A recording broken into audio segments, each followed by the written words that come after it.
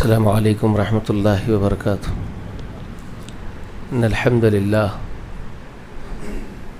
نحمده ونستعینه ونستغفره ونعوذ باللہ من شرور انفسنا ومن سیئات اعمالنا من يهده اللہ فلا مضل له ومن يضلله فلا هادی له واشهد ان لا الہ الا اللہ وحدہ لا شریک له واشهد ان محمدا عبده ورسوله ارسله بالحق بشيرا ونذيرا وداعيا الى الله باذنه وسراجا منيرا اما بعد فاعوذ بالله السميع العليم من الشيطان الرجيم قل لمن ما في السماوات والارض قل لله كتب على نفسه الرحمة لا يجمعنكم إلى يوم القيامة لا ريب فيه الذين خسروا أنفسهم فهم لا يؤمنون وله ما سكن في الليل والنهار وهو السميع العليم قل أغير الله أتخذ وليا فاطر السماوات والأرض وهو يطعم ولا يطعم قل إني أمرت أن أكون أول من أسلم ولا تكونن من المشركين قل إني أخاف إن عصيت ربي عذاب يوم عظيم من يصرف عنه يومئذ فقد رحمه وذلك الفوز العظيم وإن يمسسك الله بضر فلا كاشف له إلا هو وإن يمسسك بخير فهو على كل شيء قدير وهو القاهر فوق عباده وهو الحكيم الخبير۔ تعریفیں، حمد و ثنا، بڑائی و بزرگی اللہ وحدہ لا شریک کے لیے لائق و زیبا ہے۔ درود و سلام ہو تمام انبیاء و تمام مرسلین پر، اور خصوصاً اللہ کی انگنت بے شمار رحمتیں و برکتیں نازل ہو ہمارے آقا، ہمارے سردار محمد رسول اللہ صلی اللہ علیہ وآلہ وسلم پر۔ اللہم صلی علی محمد وعلی آل محمد وبارک وسلم۔ گزشتہ کے اتوار کے درس میں نے آپ حضرات کے سامنے یہ بات رکھی تھی کہ ہمارا کام ہے اپنی جانوں کی ہم فکر کریں۔ اللہ نے اس بات کا ہمیں حکم دیا، مومنوں سے کہا یا ایھا الذین آمنوا علیکم انفسکم، ایمان والو تم پر تمہارے جانوں کی ذمہ داری ہے۔ لا یضرکم من ضل، کوئی دوسرے گمراہ ہو رہے ہوں تو تمہارا کوئی نقصان اس سے نہیں ہوگا، اذا اہتدیتم، جب کہ تم سیدھے راستے پر چلو گے۔ الی اللہ مرجعکم جمیعا، تم سب کو اللہ تعالیٰ اپنے یہاں جمع کر لے گا، تم سب اسی کی طرف لوٹ کے جاؤ گے، وہیں جمع ہونا ہے تم سب کو۔ فینبئکم بما کنتم تعملون، پھر وہ تم کو اس دن بتائے گا تم کیا کر کے آئے ہو۔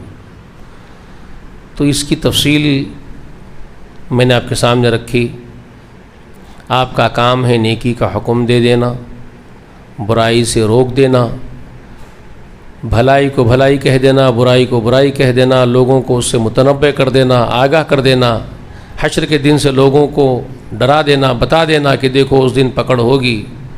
اب اس کے باوجود لوگ اگر نہیں سدھرنا چاہتے ہیں تو آپ اپنا کام کر چکے ہیں، اب آپ پر صرف اپنی جان کی ذمہ داری ہے، آپ اپنے خود کے جان کے ذمہ دار ہیں۔ علیکم انفسکم، ہاں لیکن ایک چیز میں نے آپ کو بتائی، جو شروعاتی دور میں رسول اللہ صلی اللہ علیہ وسلم کے اوپر جو آیات نازل ہوئی ہیں جس میں اللہ نے یہ بات ارشاد فرمائی تھی، خو انفسکم و اہلیکم نارا، اے میرے حبیب محمد صلی اللہ علیہ وآلہ وسلم، آپ خود کی اپنی جان کو بچائیے اور اپنے خود کے جو اہل و عیال ہے، تمہارے اہل ہے، بیویاں ہیں، بچے ہیں، والدین تو خیر رسول اللہ علیہ وسلم کے تھے ہی نہیں، لیکن جو چچا تھے وغیرہ تھے جو آپ کے قریب ہیں، جو آپ کے گھر کے اندر آپ کے چھت کے نیچے ہیں، آپ کے اہل ہیں، آپ ان کی فکر کیجئے، ان کو بچائیے۔ قوا انفسکم واہلیکم نارا، جہنم کی آگ سے بچائیے۔ پھر اسی شروعاتی دور میں جب یہ کام آپ کرنے لگ جائیں، یہ کام آپ سے ہو رہا ہے، خود آپ اپنے آپ کو جہنم کی آگ سے بچانے میں کامیاب ہو رہے ہیں، آپ صراط مستقیم پہ لگ گئے ہیں، اللہ رب العالمین کا خوف، اس کی خشیت آپ کے اندر گھر کر گئی ہے، آپ ڈرنے والے ہو گئے ہیں، تو پھر آپ اپنے بچوں کو بھی اس کی طرف رغبت دلائیں گے، آپ کے بچے بھی آپ کی بات سن رہے ہیں، آپ کی بیویاں آپ کی بات سن رہی ہیں، تو پھر اللہ تعالیٰ نے فرمایا وَأَنذِرْ عَشِيرَتَكَ الْأَقْرَبِينَ، تو پھر آپ تھوڑا سا اپنا کام بڑھا دیجئے اور آپ اپنے قریبی رشتہ داروں کو جمع کیجئے، ان کو سمجھائیے۔ وَأَنذِرْ عَشِيرَتَكَ الْأَقْرَبِينَ، یہ میں نے شروع میرے درس کے دین محمد کا جو درس مسجد حاضہ میں تسلسل کے ساتھ چل رہا ہے، غالباً 3 سال ہو گئے، قریب ہو گئے، 2 سال کے کچھ اوپر ہو گئے، تو بس یہ شروع کے دور میں نے آپ کو یہ بتایا تھا، یہ سب چیزیں تفصیل کے ساتھ بتائی تھی۔ تو اس طرح رسول اللہ نے پھر اپنے کام کو آگے بڑھایا، رشتہ داروں کو بلائے، جمع کیے، دعوت ارینج کرے رسول اللہ صلی اللہ علیہ وسلم، رشتہ داروں کی، اپنے چچاؤں کو بلائے، پھوپھیوں کو بلائے، سب کو بلائے تھے رسول اللہ صلی اللہ علیہ وسلم۔ اللہ کے حکم کے ساتھ چل رہے تھے، جیسے آسمان سے اللہ تعالیٰ گائیڈ کر رہے ہیں، حکم دے رہے ہیں، آپ اس حساب سے آگے کرتے جا رہے ہیں۔ انیشلی آپ کو حکم آ رہا ہے قوا انفسکم، دیکھو خود کو بچا لو، تو اپنی فکر، اہلیکم، گھر والوں کے لیے حکم آیا، تو بیویوں کو، اپنے بچوں کو، جس میں حضرت علی تھے، میں نے آپ کو بتایا نا، بچوں میں آپ کے ساتھ جو پل رہے تھے آپ کے گھر میں، آپ کی خود کی بچیاں تو ہے، 4 بچیاں آپ کے ساتھ ہیں، آپ کی 4 اولادیں، آپ کی 4 بیٹیاں ہیں، پھر ہماری ماں ختیجہ کے ساتھ 4 بچیاں جو ہوئی تھی، وہی بچیاں، بچوں میں سے زندہ تو بچے نہیں، آپ جانتے مرد بچے تو آپ صلی اللہ علیہ وسلم کے زندہ نہیں بچے، بچیاں تھیں۔ البتہ حضرت علی جو ہے وہ چچیرے بھائی، چھوٹے بھائی تھے، وہ اپنے بچے کی طرح رسول اللہ نے ان کو پال لیا تھا، اپنے گھر کے اندر ہی رہتے تھے رسول اللہ کے ساتھ، تو وہ تھے۔ اور ایک ایسا بچہ تھا جس کو رسول اللہ صلی اللہ علیہ وسلم نے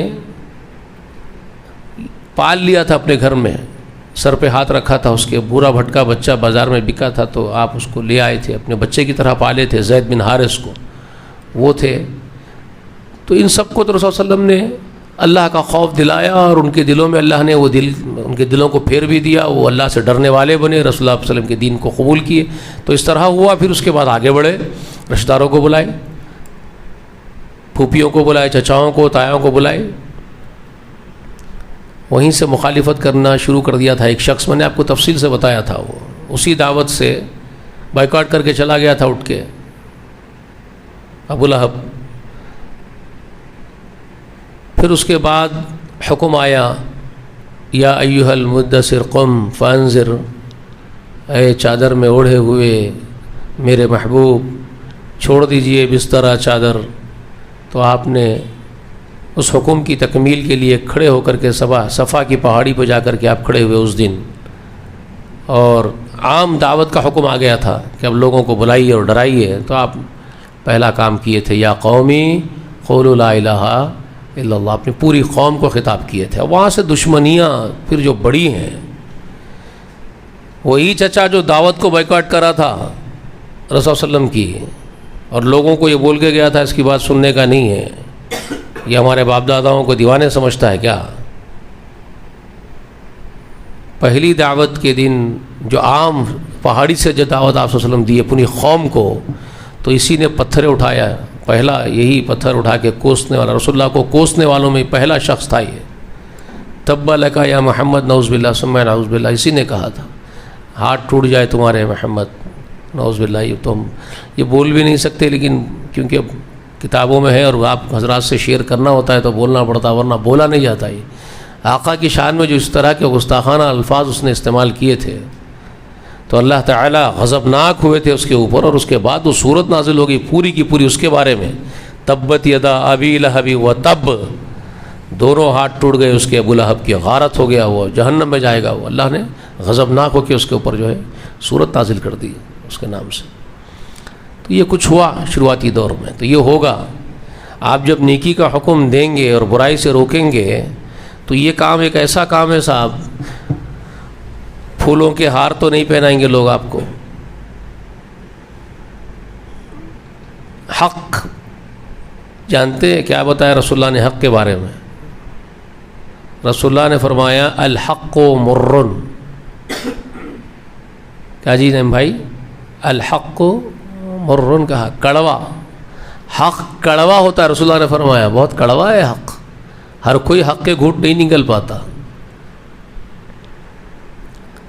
حق بولنے والے کے ساتھ ہمیشہ, اب نہیں ہزاروں برس سے, دور قدیم سے ہی جہاں والوں نے ظلم و زیادتی ہی کی حق بولنے والے پر, حق پرست کے ساتھ, تو یہی تو ہونا تھا. رسول اللہ علیہ وسلم کے ساتھ بھی ہوا, اور ہر حق بولنے والے کے ساتھ ہوتا ہے. اسی لیے بعض اہل علم جنہوں نے کام کیا, جو میں یہ کہوں گا کہ اہل علم کے ساتھ ساتھ اہل تجربہ, اہل علم تو بہت ہے, میں یہ کہہ رہا ہوں کہ اہل تجربہ جنہوں نے کام کر کے ایکسپیرئنس کیا ہے, جو پریکٹیکلی کام کرنے والے زمین کے اوپر, جو زمینی سطح پر کام کرتے تھے, ایسے لوگوں میں سے کچھ لوگ تھے. اختلاف اپنی جگہ ہیں, ہو سکتا ہے اختلافات ہوتے رہیں گے, مگر میرا مزاج ایسا ہے میں اختلاف کے ساتھ ساتھ اتفاق بھی رکھتا ہوں. میں اختلاف اسی چیز سے کرتا ہوں جس سے ضرورت ہے کرنے کی. جہاں رسول اللہ کے دین کا معاملہ ہے, اللہ کی رضا کا معاملہ ہے, وہاں اختلاف کروں گا, اور باقی کچھ اچھے کام ان کے ہوں تو ضرور تائید بھی کروں گا, ان کے اچھے کاموں کی تائید بھی کروں گا, کیونکہ ذاتی دشمنی تو ہماری کسی سے ہے ہی نہیں. ہماری دوستی, دشمنیاں, ہماری محبتیں, ہمارا بغض, سب کا سب ہمارے رب کی رضا کے لیے ہونا چاہیے, اس کے سوا کچھ نہیں ہے.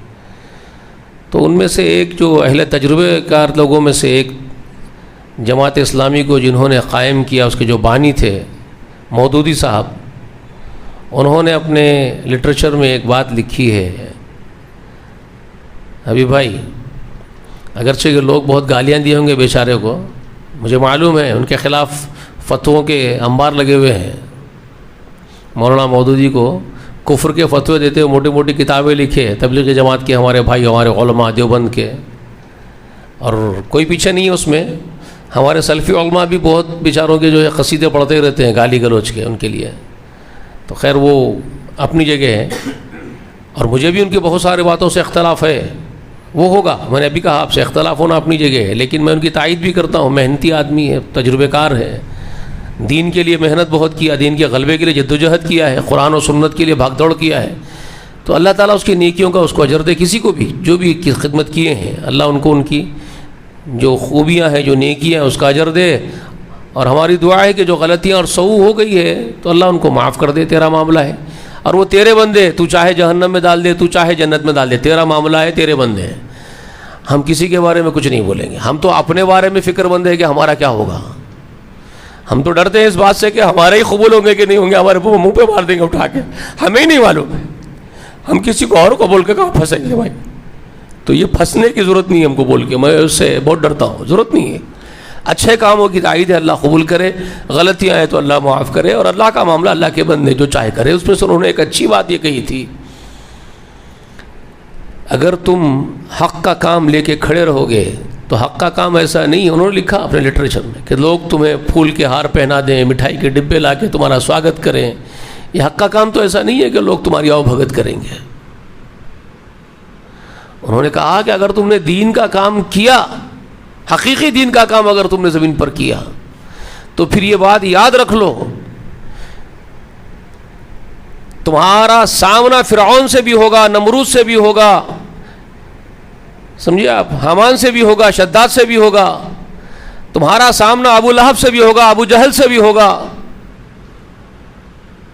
یعنی اس طرح کے لوگ تم کو ضرور ملیں گے اور تم کو تکلیفیں اور اذیتیں پہنچائیں گے. یہ کام ہے ہی ایسا ہی ہے, اس پر تو تم کو صبر ہی کرنا ہوگا. صبر کا دامن تم کو چھوڑنا نہیں ہے اس راستے میں. تو یہ اہل تجربہ ہی کوئی بول سکتے ہیں, جو جنہوں نے تجربہ کیا ہو زندگی کا, وہ بولتے ہیں. وہ لوگ ان کے ساتھ ہوتا ہے ایسا. تو ہم تو دیکھتے ہیں کہ انبیاء اس سے بھگتتے ہوئے آئے، اس تجربے سے تو انبیاء گزرے ہیں. 950 سال تک محنت کرنے والے سیدنا نوح علیہ السلام کم نہیں ستائے گئے نا وہ زمین کی پشت پر. 950 سال ستائی گئے، صرف ستائی گئے ستاتے ہی رہے ان کی امت کے لوگ. ان کو بالآخر دل برداشتہ ہو کے اللہ کے حضور میں کھڑے ہو کے التجا کرنا پڑا اس نبی اللہ کو، پروردگار ان میں سے ایک کو بھی مت باقی چھوڑو، کیونکہ اگر یہ باقی رہ جائیں گے تو یہ فساد بچا دیں گے زمین میں، زمین کی پشت پر بہت فساد کریں گے. بالآخر ایک نبی کو بددعا کر دینی پڑی، اب ان کو غارت کر دے پروردگار، ان کو مت چھوڑو. بولنا پڑا ایک نبی اللہ کو 950 سال کی تکلیف کے بعد. ہوتا ہے. سیدنا ابراہیم خلیل الرحمن کم ستائے گئے زمین کی پشت پر، زندہ آگ میں ڈال دے رہے ہیں بھائی. کس کے لیے؟ صرف حق بول رہا ہے اس لیے، اللہ کی طرف بلا رہا ہے اس لیے اتنی تکلیف دے رہے ہیں ایک آدمی کو. در بدر کا کر کے چھوڑ دیا، گھر گرستی سے ہٹا، باپ ہکال دیا، پورا نکل کے چلے جا، پتھریں مار دوں گا، باپ بول رہا ہے، پتھروں سے مار کے ختم کر دوں گا بول رہا ہے بیٹے کو، باپ ایکلوتے بیٹے کو. آپ سوچ نہیں سکتے کیا کیا اذیتیں برداشت کرنی پڑتی ہے اسلام میں، کیا کچھ سہنا پڑتا ہے. سارے زمین کے لوگ مخالفت پہ کھڑے ہو جاتے ہیں،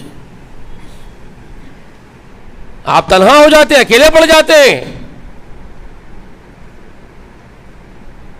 آپ یہ سمجھ رہے ہیں کہ لوگ آپ کو جو ہے گودے میں اٹھا لے کے پھریں گے، آپ کی واہ واہ کریں گے؟ نہیں ہو سکتا ایسا. اگر آپ حق کا کام کر رہے ہیں، حق تو کڑوا ہے، الحق مرون. ہم بات ہے یہ بہت سمجھنے کی. ایسا نہیں ہوگا کہ آپ کی واہ واہ ہوگی. بہت ستائے جائیں گے زمین کی پشت پر، فاقے کرنا پڑے گا، عزیز و اقارب شہید ہو جائیں گے. رسول اللہ کی پوری زندگی دیکھ لیجیے آپ تنہا پڑ جائیں گے. میں اس لیے کہہ رہا ہوں کہ سیدنا ابراہیم کے بارے میں اللہ تعالیٰ کیا فرماتا ہے جانتے ہیں؟ انہ کان امۃ واحدہ. ابراہیم کے بارے میں اللہ فرما رہے انہ کان امۃ واحدہ، وہ اکیلا ہی ایک پوری جماعت بن کے چل رہا تھا زمین کی پشت پر، اکیلا. خود اکیلے کو اللہ تعالیٰ فرما رہے ابراہیم اکیلا ہی تھا، لیکن وہ خود اکیلا اپنے آپ میں ایک جماعت تھا، ایک امت تھا. اللہ کا اتنا مخرب بندہ، کیا کچھ سہا ہوگا انہوں نے اللہ کے لیے. تب اللہ نے اتنی بڑی ان کو اتنا بڑا سرٹیفکیٹ دیا اللہ نے ان کو، ایک جماعت ایک طرف، میرا ابراہیم ایک طرف، وہ اکیلا ایک امت. تنہا ہو جاتے ہیں بھائی، اکیلے پڑ جاتے ہیں آپ. اسی لیے اللہ تعالیٰ فرماتے ہیں کہ لقمان جب اپنے بیٹے سے کہہ رہے تھے یا بنی اقیم الصلاۃ وامر بالمعروف وانہ عن المنکر واصبر علی ما اصابک ان ذلک من عزم الامور، کہا ان ذلک من عزم الامور. سورہ لقمان میں اللہ تعالیٰ فرماتے ہیں کہ لقمان اپنے لخت جگر کو یہ نصیحت جب کر رہے تھے، اللہ والا بنانے چاہتے تھے اپنے بیٹے کو، اللہ کا مقرب بندہ بنانا چاہتے تھے اپنے لخت جگر کو، تو اس کو جو نصیحتیں کر رہے تھے یا بنی لا تشرک باللہ ان الشرک لظلم عظیم، اس ٹائم کی ہے نصیحتیں اپنے بیٹے کو. اسی بھی نصیحتوں میں یہ بیٹے سے فرما رہے ہیں، باپ اپنے بیٹے کو اللہ والا بنانا چاہتا ہے، اللہ کا مقرب ترین بندہ بنانا چاہتا ہے، تو نصیحت کیا کر رہے ہیں؟ یا بنی اقیم الصلاۃ وامر بالمعروف وانہ عن المنکر واصبر علی ما اصابک. میرے لخت جگر، میرے بچے، نماز کو قائم کر، نیکیوں کا حکم دے اور برائیوں سے روک، اور صبر کر مصیبتوں پر. اس راہ میں جو مصیبتیں تجھ پر ٹوٹیں گی، اس کے بعد جب تو نیکی کا حکم دے گا اور برائی سے لوگوں کو روکے گا، تو نیکی کا حکم دینا، برائی سے روکنا، یہ حق گوئی ہے. اس حق گوئی پر چلنے کے بعد مصیبتوں کے پہاڑ ٹوٹتے ہیں بیٹا. وَاصْبِرْ عَلَى مَا أَصَابَكَ، جو مصیبتیں تجھ کو آئے اس راہ میں، پھر اس پر تجھے صبر سے، استقامت سے جم کے رہنا پڑے گا. ان ذالک من عزم الامور، کہا یہ میرے بچے، یہ کام ہمت والوں کے کام ہیں، بہت ہمت کے کاموں میں سے یہ کام ہے. تو یہ کام ہے، اسے یہ کرنا ہے آپ کو، اور اپنی جان کی فکر کرتے ہوئے کرنا ہے. اور بلانا کس طرف ہے آپ کو، یہ اہم بات ہے.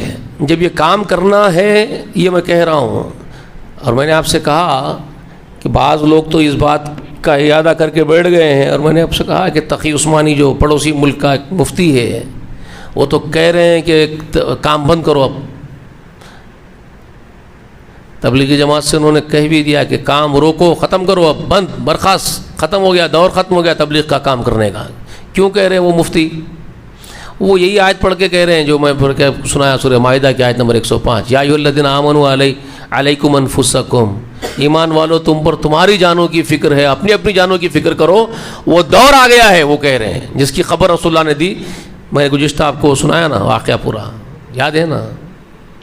رسول اللہ صلی اللہ علیہ وسلم نے اپنے صحابی کو کہا کہ ایک دور آئے گا، رسول اللہ فرمائے تھے تم نیکی کا حکم دیتے رہو، برائی سے روکتے رہو، یہ کام تمہارا کرنے کا ہے، مگر ایک وقت تک کرتے رہو، ایک دور آئے گا کہ لوگوں کے دل تنگ ہو جائیں گے، حوصلے پست ہو جائیں گے، زکوٰۃ کا کوئی نظام باقی زمین پر نہیں رہے گا، کوئی کسی نصیحت کرنے والے کی نصیحت قبول نہیں کرے گا، ہر آدمی اپنے عقل پر اترائے گا، اپنے آپ کو صحیح سمجھ کے اکڑ کے پھرے گا۔ جب تم یہ حالات دیکھ لو کہ کوئی کسی ناصح کی نصیحت کو قبول نہ کر رہا ہو، ہر کوئی حماقت میں سڑ رہا ہو، اور کب زکوٰۃ کا نظام ہی ختم ہو جائے، دل تنگ ہو جائے، لوگوں کے حوصلے پست ہو جائے، لوگ بزدل ہو جائیں، اللہ کی راہ میں نکلنے سے بھاگیں، اپنی اپنی دنیا کی طرف لپکتے رہیں، لالچی بن جائیں، تو پھر جب تم دیکھو ایسے حالات پیدا ہو گئے ہیں زمین کی پشت پہ، تو رسول اللہ صلی اللہ علیہ وسلم فرماتے ہیں کہ ان ناپیکاروں کو ان کے حالات پہ چھوڑ دو، اب چھوڑ دو ان کا پیچھا، ان ناپیکاروں کا، اپنی پگڑی سنبھالو۔ اپنی پگڑی سنبھالو سے مطلب خود کو اپنے ایمان پر رکھ لو، اپنے آپ کو، اپنی جان کو بچاؤ۔ وہ جو قرآن میں اللہ تعالیٰ فرما رہے ہیں علیکم انفسکم، تم پر تمہاری جانوں کی ذمہ داری ہے، سنبھالو اپنے آپ کو۔ لا یضرکم من ضل، تمہارا کوئی نقصان نہیں ہے دوسروں کی گمراہ ہو جانے سے۔ اذا اہتدیتم، جب کہ تم راستے پر لگے رہو گے، صراط مستقیم پر چلتے رہو گے، اپنے آپ کو رکھو۔ تو یہ رسول صلی اللہ علیہ وسلم نے اس دن فرمایا تھا ان کو۔ تو وہ سامنے رکھ کر کے وہ مفتی تقی عثمانی کہہ رہے ہیں کہ بھائی بند کر دو، وہ دور آ گیا ہے، کوئی کسی کی سننے تیار نہیں ہے اس وقت، کوئی نظام شرعی باقی نہیں زمین کی پشت پر، کوئی خیر نظر نہیں آتا دور دور تک۔ یہ بات تو میں کئی مرتبہ محسوس کر کے اپنے ممبروں سے میں بول چکا ہوں، کئی مرتبہ دہرا دیا میں، غالب کے اشعار کے ذریعے سے بھی میں لوگوں کے سامنے اس کو شیئر کر لیا، دوست آپس میں کچھ دل کو ٹھنڈا کرنے کے لیے اپنے میں بات کر چکا ہوں۔ کوئی امید نظر نہیں آتی، کوئی امید بر نہیں آتی، کوئی صورت نظر نہیں آتی، موت کا ایک دن معین ہے، نیند کیوں رات بھر نہیں آتی، پہلے آتی تھی حال دل پہ ہنسی، اب کسی بات پر نہیں آتی۔ جب توقع اڑ گئی غالب تو کیوں کسی کا گلہ کرے کوئی، کہ مصداق معاملہ ہے اس وقت زمین پر، اس کو کچھ لوگ اہل علم محسوس کر رہے ہیں، اس لیے وہ تقی عثمانی یہ پکارا کر رہے ہیں بند کرو بند کرو، وہی دور ہے وہی دور ہے۔ تو میں تو بھی کہہ رہا ہوں کہ میں نہیں جانتا یہ دور ہے کہ نہیں ہے، لیکن امیدیں تو ختم ہو گئی ہیں، دل تو ہمارے بھی بیٹھے جا رہے ہیں، کوئی صورت تو نظر نہیں آ رہی ہے، لیکن یہ وہ دور ہے یا نہیں ہے وہ الگ ایک علیحدہ بحث ہو گئی ہے۔ میں نے آپ سے کہا کہ رسول اللہ کے اس اصول کو ہم اختیار کریں گے جو رسول اللہ صلی اللہ علیہ وسلم نے ہم کو اصول دیا۔ وہ کون سا اصول؟ ہمارے آقا نے کہا اگر موقع ہے ہاتھ سے روک سکتے ہو برائی کو تو ہاتھ سے روکو، اگر ہاتھ سے روک نہیں سکتے ہو، کوئی اس کی توقع باقی نہیں نظر آتی، اب ممکنات میں سے نہیں ہاتھ سے روکنا، امکانات نظر نہیں آتے اس کے، تو رسول اللہ صلی اللہ علیہ وسلم فرماتے ہیں کہ پھر زبان کا استعمال کرو، اپنی زبان سے روکو۔ یہ رسول اللہ علیہ وسلم کے بتائے ہوئے اصول ہے۔ زبان سے روکنے کے بھی امکانات ختم کر دیے جائیں مکمل طور پر، تب آخری درجہ رسول اللہ علیہ وسلم فرماتے ہیں کہ ایمان کا آخری مرحلہ، آخری درجہ تو پھر یہ ہے کہ دل میں برائیوں سے نفرت ہو، کراہیت ہو منکر سے، تو یہ تو آخری درجہ ہے بھائی، اس کے بعد تو کوئی ایمان نہیں ہے۔ تو ابھی تو ہم زبان سے روک سک رہے ہیں، کچھ بات ہو سک رہی ہے، کچھ بات کر سک رہے ہیں، تو موقع ہے ابھی کچھ حد تک۔ ابھی یہ کیسے کہہ دیں کہ وہ وقت آ گیا پورا بند کر دو، بوریا بستر سمیٹو اور گھر میں گھس جاؤ، ابھی تو نہیں، ابھی تو گھر سے باہر آ سک رہے ہیں، بات کر سک رہے ہیں، تو کریں گے۔ اگرچہ کہ ہاتھ سے نہیں روک سکتے ہیں، ہاتھ سے روکنے کا وقت تو اب نظر نہیں آتا دور دراز تک، لیکن زبان سے بولنے کا تو کچھ موقع ہے، کچھ بول سکتے ہیں۔ جب یہ بھی نہیں ہوگا تو دل میں کراہیت تو لیے ہوئے گھٹ کے بیٹھنا پڑے گا، ٹھیک ہے۔ مگر یہ راہ میں کام ایسا ہے صاحب، آپ چاہے ہاتھ سے روکیں تب بھی آپ کی مخالفت ہوگی، وہ تو بڑی مخالفت ہوگی، لیکن زبان کا استعمال بھی آپ حق کے لیے کریں گے، الحق و مرن، وہ تو کڑوا ہے، آپ کی مخالفت ہی ہوگی۔ آپ کی تائید میں تو لوگ کھڑے ہونے سے رہے بھائی، یہ امیدیں لے کے کام نہیں کرنا ہے کام کرنے والے کو۔ عموماً کیا ہوتا ہے آج کل چاپلوس ہو گئے لوگ، حق گوئی ہے کہاں، بچی کہاں؟ جی حق گوئی بچی کی نظر آتی ہے آپ کو کہیں؟ چاپلوسی کا بازار گرم ہے، منہ دیکھی باتیں ہو رہی ہے، جی حضوریاں ہو رہی ہے، جی مرضی کے مطابق بات کی جا رہی ہے۔ ممبر پر آنے والا بھی یہ بات کا اعادہ کر کے آ رہا ہے ممبر پر کہ سامنے والے جو طاقتور لوگ جو بیٹھے ہوئے ہیں وہ جو چاہتے ہیں مجھے وہی بولنا ہے، کیونکہ وہ اہل اقتدار سامنے بیٹھے ہوئے ہیں، تو حضور جو چاہتے ہیں وہی بات ممبر سے مجھے کرنی ہے، ورنہ مسئلہ ہے ممبر پر نہیں آ سکتا میں۔ تو یہ معاملہ ہو گیا ہے۔ تو ایسے میں حق بولنا بھی ایک قسم کا جدوجہد کا ہی معاملہ ہے میرے بھائی، ایک مجاہدہ ہے، سچائی کی بات کرنا، ستیہ کے مارگ پہ چلنا خود، اور ستیہ کی طرف لوگوں کو بلانا، آج یہ بھی کوئی مجاہدے سے کم نہیں ہے۔ تو بلانا کس طرف ہے آپ کو؟ اگر آپ یہ عزم کر لیں کہ ہم کو تو اللہ کا غلام بن کے جانا ہے، بہرحال حق کی طرف، باقی حق پر چلنا ہے اور حق کی طرف ہی بلانا ہے، یہ کام تو کرنا ہی ہے، جب تک موقع ہے جب تک یہ کام کرنا ہے آپ کو۔ چھوڑ چھاڑ کے بیٹھ جانے کو کوئی بہت بڑا کمال نہیں بولیں گے، یاد رکھو۔ وہ کون سا کمال ہے بھائی؟ خود کی نماز پڑھے، خود کے لیے روزہ رکھ لیے، خود کے لیے صدقے کر لیے، کون سا بڑا کام کر رہے ہیں آپ، کمال کر رہے ہیں؟ وہ تو کرتا ہے ہی اللہ والا، اگر کوئی غلام ڈرنے والا تو کرے گا، تو وہ کون سا اسٹرگل ہوا جی؟ ہمت کا کام کہاں سے ہوا؟ وہ ہمت کا کام قرآن نے کس کو قرار دیا؟ من عزم الامور، ابھی سنے نا آپ سورہ لقمان میں، کس کو کہا؟ وَأَمُرْ بِالْمَعْرُوفِ وَانْهَ عَنِ الْمُنْكَرِ وَاصْبِرْ عَلَىٰ مَا أَصَابَكَ إِنَّ ذَلِكَ مِنْ عَزْمِ الْأُمُورِ، کہا اس کو۔ یہ ہے ہمت کے کام، نماز کو قائم رکھنے کے ساتھ ساتھ نیکی کی طرف بلانا ہے لوگوں کو، آپ کو بولنا یہ صحیح ہے اور یہ غلط ہے، معروف کو معروف اور منکر کو منکر بولنا پڑے گا آپ کو، معروف کی طرف دعوت دینی پڑے گی، منکر سے آپ کو روکنا پڑے گا لوگوں کو، یہ کام ہمت کا ہے۔ اگرچہ کہ مخالفتیں ہو رہی ہے اس پر صبر کر رہے ہیں آپ، یہ کرنا پڑے گا آپ کو۔ تو یہ کام تو آپ کو کرنے کے کام ہے، یہ کرنا ہے، اگر اللہ والے بن کے جانا چاہتے ہیں۔ نہیں کرتے ہیں تو پھر جاؤ، جو کرنا ہے کرو۔ ایک بات یہ بھی سن لو، نہیں کرنے کا خمیازہ کیا بھگتنا پڑتا ہے۔ اگر نہیں کرنا چاہتے ہیں تو اس کا خمیازہ کیا بھگتتے ہیں۔ ایک رسول صلی اللہ علیہ وسلم ایک واقعہ سناتے ہیں دور قدیم کا، ایک عابد کا واقعہ سنا ہے رسول صلی اللہ علیہ وسلم، بخاری شریف میں ہے وہ۔ دور قدیم کی امتوں میں ایک عابد تھا اللہ کا،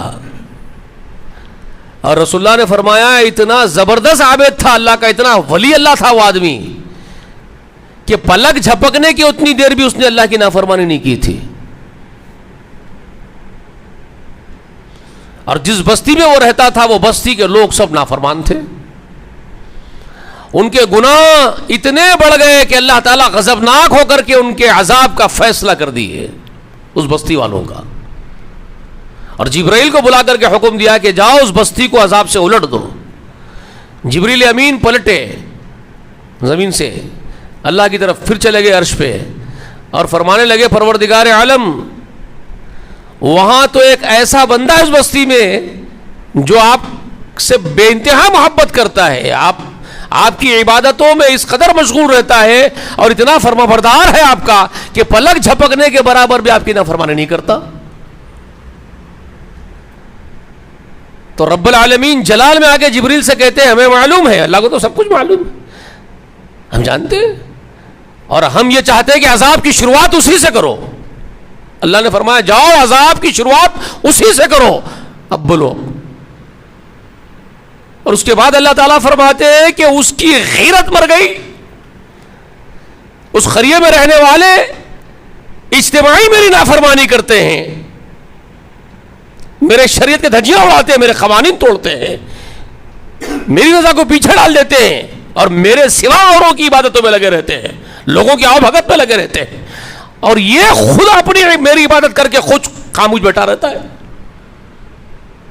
یہ مجھے جانتا ہے, میری عبادت کرتا ہے, میرا غلام ہے, اور پھر اس کی غیرت اس کو گوارا کیسا ہوتی ہے؟ یہ کیسے چپ پڑ جاتا ہے لوگوں کو جرائم کو دیکھ کے؟ یہ کیوں نہیں روکتا ان لوگوں کو جرائم سے؟ کیوں نہیں ڈراتا ان لوگوں کو میرے عذاب سے؟ شروعات اسی سے کرو عذاب کی. یہ سنائے اللہ کے رسول صلی اللہ علیہ وسلم صحابہ کو. یہ بخاری میں ہے. کیا معلوم ہوا اس سے؟ اہل عقل اس سے کیا عبرت لیں گے اس واقعے سے؟ بھئی زمین کے اوپر زندہ ہو تو یہ ظاہر بھی کرو کہ ابھی میں زندہ ہوں, ابھی میری زبان ہل رہی ہے, ابھی سانس چل رہی ہے, ابھی زندہ ہوں. زندگی کا ثبوت دوں گا, اور زندگی یہی ہے کہ میں میرے حقیقی معبود کی طرف تم کو بلاؤں گا. تم سے کہوں گا دیکھو اس سے ڈرو, اس سے ڈرو, گناہ مت کرو, اپنی زندگی برباد مت کرو, اخروی زندگیوں کو. لوگوں ڈرو اللہ سے. یہ تو بولنا ہے آپ کو.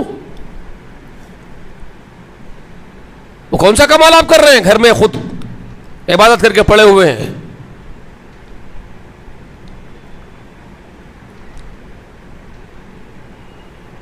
تو یہ ہے اصل سمجھنے کی باتیں ہیں. یہ آپ کو تو بولنا پڑے گا. ابھی زندہ ہوں, مرا نہیں. بولو, آپ بول سکتا ہوں, بولوں گا. تو یہ کچھ چیزیں ہیں جس کو سمجھنا ضروری ہے کہ آپ کے اوپر یہ ایک لازم ہے کام, آپ کو کرنا ہے. آپ کو اللہ کے غلام ہونے کا ثبوت دینا ہے, سچائی کے راستے پر قائم رہنا ہے, اور سچائی کی طرف بلانا بھی ہے. وَلْتَكُن مِّنكُمْ أُمَّةٌ يَدْعُونَ إِلَى الْخَيْرِ وَيَأْمُرُونَ بِالْمَعْرُوفِ وَيَنْهَوْنَ عَنِ الْمُنكَرِ أُولَٰئِكَ هُمُ الْمُفْلِحُونَ. اب بڑے بڑے مفتیاں ہیں بیچارے, اب ہم کیا ہے ان کے سامنے بچے. تقی عثمانی صاحب کدھر, مجھ جیسا ناچیز احقر وہ کدھر. لیکن میرے کو یہ بات سمجھ میں آ رہی ہے, میں آپ کو بتا رہا ہوں. یہ جو مفتی صاحب آپ کہیں نہ کہیں مغالطے میں پڑے ہوئے, لغزش ہو رہی ہے آپ سے. ابھی تو آپ کی زبان ہر حرکت میں ہے, ابھی آپ بول سکتے ہیں. کہاں پکڑ لیا گیا آپ کو, منہ سی دیا گیا جو آپ بول رہے ہیں کہ بیٹھ جاؤ, بند کر دو, چھوڑ دو, ٹھنڈے ہو جاؤ. کیا مطلب ہے اس کا؟ بولتے رہو بھائی, زندہ ہے, زندگی کا ثبوت دو. آپ بولو, روکو. اس کے بعد آپ یقیناً آپ کے بولنے کے باوجود کوئی نہیں سن رہا ہے تو آپ کو اللہ تعالیٰ نے کب کہا کہ جبر کرو؟ ڈنڈا لے کے ٹھہرنے کا حکم تھوڑا ہی دیا آپ کو. لا اکراہ فی الدین, دین میں کوئی جبر نہیں ہے. اور یہ کہاں بولا گیا جانتے ہیں؟ دین میں کوئی جبر نہیں. سورہ بقرہ کی یہ آیت کریمہ اس کانٹیکسٹ میں ہے بھائی جہاں اللہ نے خود کا تعارف کروایا. نہیں بھائی, اپنا انٹروڈکشن ہے پروردگار نے دیا, خود کا, اپنے بارے میں اللہ نے خبر دی ہے. کوئی معمولی آیت کریمہ نہیں ہے وہ قرآن کی جس میں اللہ کا تعارف ہے. جانتے ہیں آپ اس کو کیا کہتے ہیں؟ اس آیت کو, اس آیت کو اللہ نے کیا نام دیا اور کیا مقام دیا اس آیت کریمہ کو؟ آپ معلوم ہے آپ لوگوں کو؟ جس میں اپنا تعارف پیش کیا اللہ نے. اس آیت کو نام دیا آیت الکرسی. جس کرسی پر اللہ تعالیٰ, اللہ جل جلالہ جل شانہ جلوہ فرما ہے, اس کرسی کا اس آیت کریمہ میں ذکر کیا. اس لیے اس آیت کو نام ہی اس کرسی کا نام دے دیا آیت الکرسی. رسول صلی اللہ علیہ وسلم نے اس آیت کے بارے میں کہا کہ پورے قرآن کی سردارہ یہی آیت ہے, کوہان یہی ہے پورے قرآن کی. اللہ لا الہ الا ہو الحی القیوم. الحی القیوم وہ ہے, لا تاخذ سنۃ ولا نوم. پورا اپنا تعارف پیش کر دیا اس کے اندر. اللہ وہ معبود برحق ہے, اس کے سوا کوئی دوسرا عبادت کے لائق ہے ہی نہیں. وہی زندہ ہے، حقیقی زندگی اسی کی ہے، وہی تھا ہے رہے گا، باقی سب جو ہے کلو من علیہا فان، ہر چیز فنا ہونے والی، وَيَبْقَى وَجْهُ رَبِّكَ ذُو الْجَلَالِ وَالْإِكْرَامِ، صرف تیرے رب ذوالجلال والاکرام ہی کا چہرہ باقی رہے گا میرے محبوب، باقی سب فانی ہے، وہی حقیقی زندہ ہے، ہمیشہ سے زندہ تھا، زندہ ہے، ہمیشہ زندہ رہے گا، باقی زندگیاں تو اس نے بھیک میں دی۔ میں زندہ ہوں تو بات کر رہا ہوں، آپ زندہ ہے تو سن رہے ہیں، مگر میری اور آپ کی زندگی ہم سب کی تو وہ تو بھیک میں ہے، ملی ہوئی، وہ تو عطا ہی، وہ تو اس نے عطا کی زندگی، تب ہم زندہ ہوئے، وہ مار دے گا تو مر جائیں گے۔ پوری کائنات یہی ہے، مخلوق پوری حقیقت کائنات کی یہی ہے، کائنات کی ہر چیز کی حقیقت یہی، ہر شے کی حقیقت یہی ہے، اس نے زندہ کیا تو کام انجام دے گا، اپنے زندگی کا ثبوت دے گی مخلوق، سورج ہوگا تو وہی، چاند ہوگا تو وہی، زمین ہے تو وہی، ساتوں آسمان ہے تو وہی، اس نے زندگی بخشی، جب تک زندہ رکھے گا کام لے گا مخلوق سے، جب چاہے گا فنا کر دے گا۔ حقیقی زندگی صرف اس کی الحی، وہ اکیلا ہے۔ الحی کو چھوڑ کر کے آپ ان کے پیچھے لگے ہوئے ہیں کچھ مانگنے کے لیے جو خود کے مختار نہیں زندگی کے، جو خود کی زندگی کے خود مختار نہیں، آپ ان کی آؤ بھگت کر رہے ہیں۔ یہ سمجھایا اس آیت الکرسی کے اندر، الحی وہ ہے تو سجدے اس کو کرو، ہاتھ اس کے سامنے دامن بھیک کے لیے پسارو، اس سے مانگو، اس کے غلام بنو، اس سے حاجتیں مانگو اپنی۔ کہاں مخلوق کے پیچھے اپنا وقت ضائع کر رہے ہو؟ وہ تو میں نے پیدا کیا، میں جب چاہوں گا فنا کر دوں گا، ان کے اختیار میں ہی کچھ نہیں رکھا میں نے، سارا اقتدار میرا ہے۔ وہ تعارف اللہ نے اپنا پیش کیا، مجھ سے مانگو۔ القیوم میں ہوں، اللہ بتا رہے کہ قیوم میں ہوں، میں نے قائم کیا ہے سنسار کو، میرے حکم سے سارا سنسار قائم ہے، سارا نظام قائم ہے، جب میں چاہوں گا درہم برہم کر دوں گا۔ تو تمہیں کس کے پاس آ کے جھکنا چاہیے تھا؟ تم کہاں جا رہے ہو؟ اور پھر وہ ایسا ہے، نہ اس کو اونگ آتی ہے نہ وہ سوتا ہے، اور کہاں ان سونے والوں کے پیچھے جا کے ان کی آؤ بھگت کر رہے ہو؟ کوئی چھوٹی نیند سوتا ہے، کوئی بڑی نیند سوتا ہے، یہ سونے والا تمہارا کیا پورا کرے گا؟ ایک ایک چیز سمجھائے، لہو ما فی السماوات ما فی الارض، میری ہے ملکیت، میری ہے ملکیت، لہو ما فی السماوات ما فی الارض، جو ہے ساتوں آسمانوں میں، جو ہے ساتوں زمینوں میں، سب میرا ہے، کسی کا کچھ نہیں۔ بابا کہاں جا رہے ہو پھر؟ یہ حقائق ہے۔ اس کے بعد اپنا پورا تعارف پیش کرنے کے بعد فرمایا لا اکراہ فی الدین، غور کرو میرے محبوب، کوئی جبر کسی کے اوپر نہیں ہے،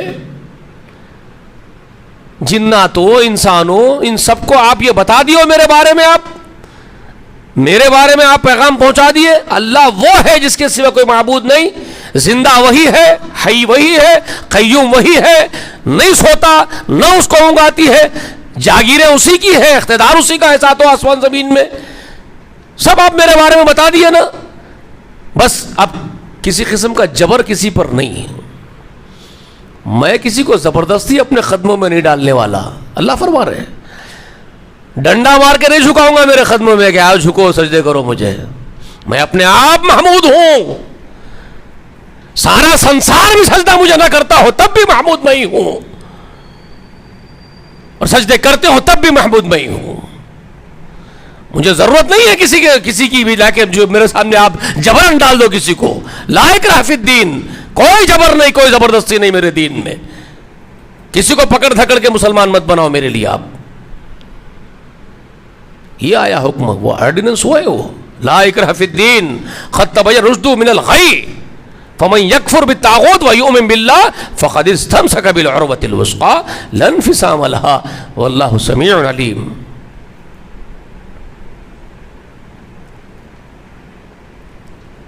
حق واضح ہے، اللہ فرما رہے ہیں، روشنی اندھیروں سے ایک دم واضح ہے، مزین ہے روشنی اپنی جگہ، اندھیروں سے بالکل ممتاز ہے۔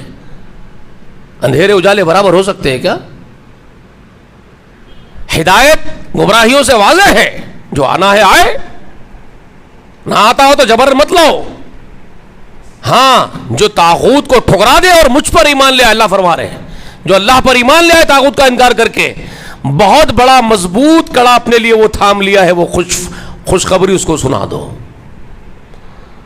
مجھ پر ایمان لانے والے کو خوشخبری سنا دو, جس نے طاغوت کو ٹھکرا دیا اور مجھے مان لیا ہے, اس نے مضبوط سہارا اپنے لیے پکڑ لیا. اب اس کا بال بھی باقا نہیں ہوگا کائنات میں, اب اس کا کوئی نقصان نہیں ہے, وہ صرف فائدے میں رہ گیا.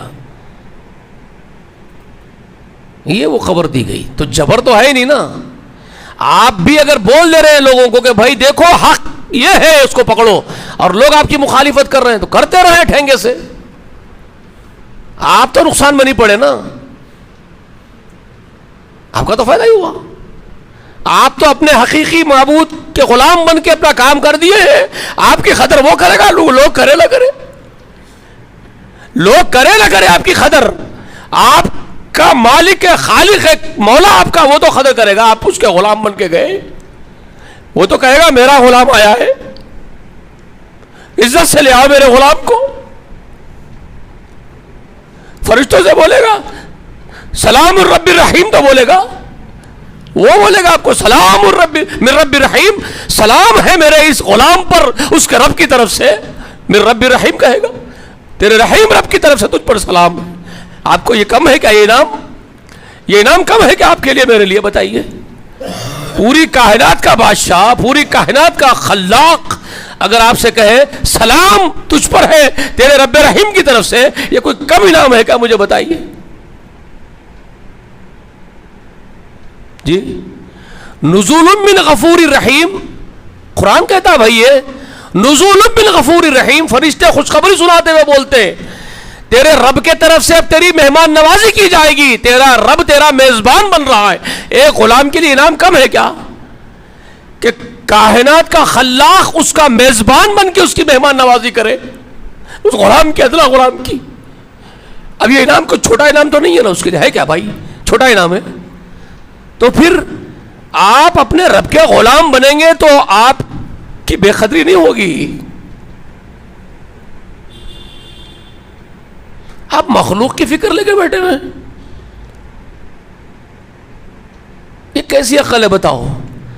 غیب بھیجا, غیر ضروری انیسری بھیجا. آپ جو ہے ان کی فکر کر رہے ہیں, انہوں کیا بولتے گی, انہوں کیا سوچتے گی, انہوں کیا کرتے گی. ارے انہوں سوچے تھے کیا, کرے تو کیا, نہیں کرے تو کیا, تمہارا کیا بال باقا ہونے والا ان سے؟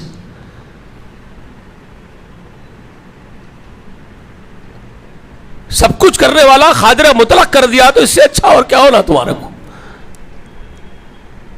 تو یہ ایک بات تو طے ہے بھائی, آپ کو اپنے رب پر پورا توکل ہونا چاہیے.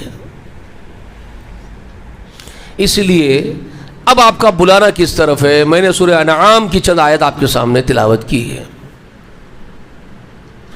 بہت اہم ہے, سمجھنے کی ہے. آیت نمبر 12 پڑھو انعام میں سے. قل لمن ما فی السماوات والارض. ابھی وہ جو بات آپ کو میں نے بتایا ہے سورہ بقرہ کی آیت الکرسی کے ذریعے سے, لہو ما فی السماوات وما فی الارض, ساتوں آسمانوں میں زمین میں جو ہے کس کا ہے بھائی؟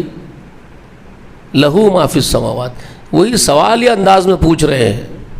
یہ شروعاتی دور کی آیات ہیں, رسول صلی اللہ علیہ وسلم پر جو نازل ہو رہی تھی, توحید کی طرف بلانے کا کام آپ کو سپرد کیا گیا تھا. میرے حبیب بلا میرے بندوں کو میری طرف. اور یہ بہت عظیم, بہت بڑا کام انجام دے رہے تھے محمد رسول اللہ. 1.25 لاکھ انبیاء کا کام جو باقی رہ گیا تھا 1.25 لاکھ انبیاء کے ذریعے سے, وہ تکمیل کرنا تھا.